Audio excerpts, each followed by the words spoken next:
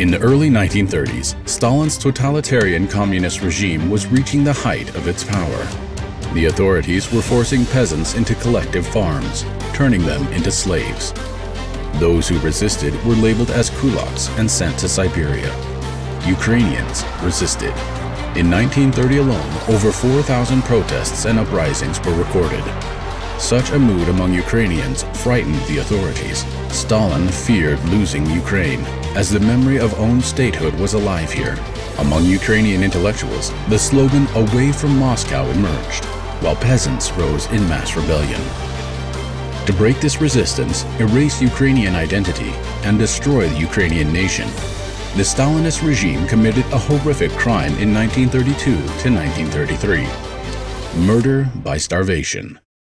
Unrealistic grain procurement plans were being set in Ukraine. Peasants were accused of sabotage, and everything they had left was taken away. The flywheel of repressions began to turn with the arrival of Vyacheslav Molotov's Special Commission in Ukraine. Natural fines were imposed. Villages that failed to meet the grain procurement plan were blacklisted and subjected to a total blockade, condemning them to starvation. From November 1932 to January 1933, food scraps were completely confiscated, livestock and seed were taken away.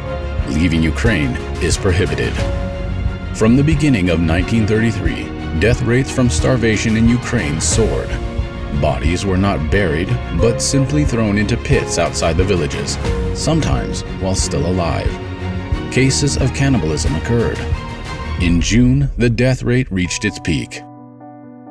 Despite the strict taboo on any mention of this crime and the destruction of documents, Ukrainians remembered and regained the right to honor the memory of the Holodomor victims. We remember.